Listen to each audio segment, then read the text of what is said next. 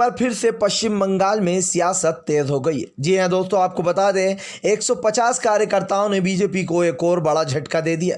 दरअसल दोस्तों, बंगाल में इन दिनों सियासत गर्म होती जा रही, जहां एक तरफ ममता बनर्जी एक के बाद एक बीजेपी के दोस्तों कार्यकर्ताओं को अपनी पार्टी में शामिल कर रही हैं, वहीं दूसरी तरफ दोस्तों भारतीय जनता पार्टी सदमे में कि वो ममता बनर्जी से मुकाबला कैसे करे। आपको बताया दोस्तों, एनआरसी को लेकर भी एक बड़ी खबर आई है, उसके बारे में तो बताएंगे, लेकिन पहले हम बात करते हैं पश्चिम बंगाल की। दरअसल दोस्तों, इन दिनों पश्चिम बंगाल मोदी सरकार के लिए सिरदर्द बन गया।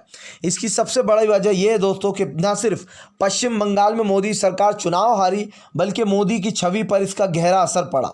आपको बताएं दोस्तों, असर इतना गहरा हुआ कि अब यूपी के चुनाव में भी वो दिखाई साफ दे रहा है कि 2022 के जो आने वाले विधानसभा चुनाव हैं उसमें भारतीय जनता पार्टी का सुपड़ा साफ होने वाला है। सवाल ये नहीं है दोस्तों कि आज बीजेपी का सुपड़ा साफ होने जा रहा है, सवाल ये है कि ममता बनर्जी की पार्टी में आज दोस्तों 150 कार्यकर्ता और शामिल हो गए, यानी कि बीजेपी के 150 कार्यकर्ता ने दोस्तों पार्टी छोड़ ममता बनर्जी का दामन थाम लिया।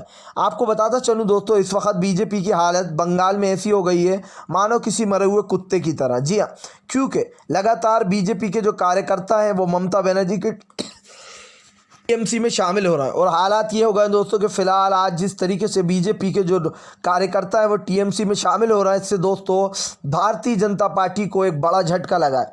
या फिर यूँ कह सकते हैं दोस्तों कि आजकल बीजेपी के कुछ दिन अच्छे नहीं चल रहा है। ये वही नरेंद्र मोदी है दोस्तों जो कह रहे थे कि फिलहाल ममता बनर्जी का अब बंगाल से टाइम ख़त्म हो गया। जी, अब दीदी की विदाई थे, लेकिन विदाई किसकी हो गई दोस्तों ये साफ दिख रहा है। जो मोदी दोस्तों हिंदुत्व के नाम पर जगह जगह वोट बटोरने की कोशिश करते हैं, आज उनको बड़ा झटका लग गया। क्यों लग गया दोस्तों कि एक बार फिर से ये बात साबित हो गई है कि प्रधानमंत्री नरेंद्र मोदी जी हाँ पॉपुलर नहीं है दोस्तों, बल्कि उनके सामने जो चुनाव लड़ते हैं वो लोग कमज़ोर हैं। जी हाँ, अगर ममता बनर्जी की तरह दोस्तों कोई खड़ा हो मोदी के सामने तो मोदी जीतने के बजाय उनसे हार जाएंगे। देखा नहीं आपने, एक अकेली महिला ममता बनर्जी, दूसरी तरफ बीजेपी की पूरी फौज दोस्तों, जेपी नड्डा, गृह मंत्री अमित शाह, रक्षा मंत्री राजनाथ, प्रधानमंत्री नरेंद्र मोदी, सीएम योगी, शिवराज सिंह चौहान, एक से बढ़ के एक दिग्गज आए दोस्तों, लेकिन उसके बाद भी ममता बनर्जी का बाल जिसे कहते हैं दोस्तों उसको भी बाका नहीं कर पाए। इस बात को झुटलाया नहीं जा सकता दोस्तों कि जब तक सूरज चांद रहेगा तब तक ममता बनर्जी का भी बंगाल में नाम रहेगा। जी हाँ, यानी कि ममता बनर्जी को हराने का सपना दोस्तों इस जन्म में तो मोदी जी का पूरा नहीं हो पाएगा। जी हाँ, क्योंकि ममता बनर्जी वो है दोस्तों जो 2024 में मोदी का अंत करने जा रही हैं। उनकी जो रणनीति बन रही है तीसरे फ्रंट की प्रशांत किशोर के साथ, इससे एक बात तो साफ है दोस्तों कि अगर तृणमूल आती है दोस्तों और वो अपना एक तरीके से जैसा बंगाल में दोस्तों आज हालात हैं, काफ़ी लोग खुश हैं, वहाँ पर सब कुछ ठीक चल रहा है। एक ऐसे प्रधानमंत्री की हमारे देश को ज़रूरत है दोस्तों जो शांति उन्नति से हर एक को दोस्तों हर एक को जो यहाँ पर उन्नति की राह पर लेकर चले, हिंदू मुसलमान को छोड़कर बाकी सब करे। भारतीय जनता पार्टी की तरह नहीं कि हिंदुत्व के नाम पर चुनाव लड़ो और वोट पाओ और फिर निकल लो। फिलहाल अब बात करते हैं दोस्तों CAA और NRC की। दरअसल दोस्तों CAA और NRC को आए हुए पिछला 1 साल हो चुका है। इन 1 सालों में दोस्तों आपको बता दें कई कुछ हुआ है, लेकिन आपको बता दें अब भारतीय जनता पार्टी दोस्तों अपने ही जाल में फंस गई है। दरअसल NRC को लेकर कोर्ट ने बड़ा फैसला सुनाते हुए कहा है कि फ़िलहाल NRC को लेकर सरकार के कोई इंतजाम नहीं है।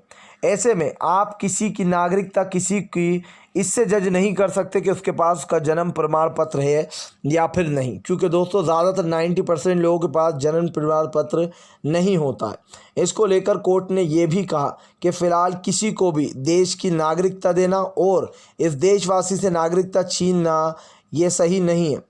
जी हाँ, इसके लिए एक कमेटी बनाई जाती है।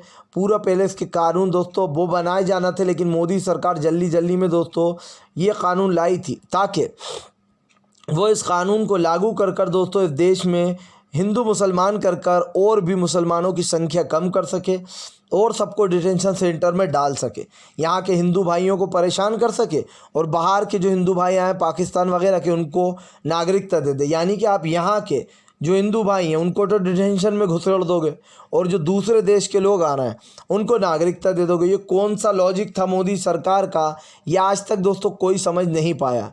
एनआरसी CAA को लेकर सरकार के खिलाफ बगावती सुर का मतलब आप समझिए कि सरकार का अंत दोस्तों अब तय है। ये सरकार अच्छे से जान ले कि फ़िलहाल इस देश का किसान जो यहाँ पर और मज़दूर और मुसलमान और हमारे हिंदू भाई सभी लोग एकजुट हैं। जी हाँ, फिलहाल अगर आपको वीडियो पसंद आया तो लाइक करें, चैनल को सब्सक्राइब ज़रूर कर लें, पास में एक घंटी आएगी उसको भी दबाएं अगर आपको हमारा वीडियो पसंद आया हो तो।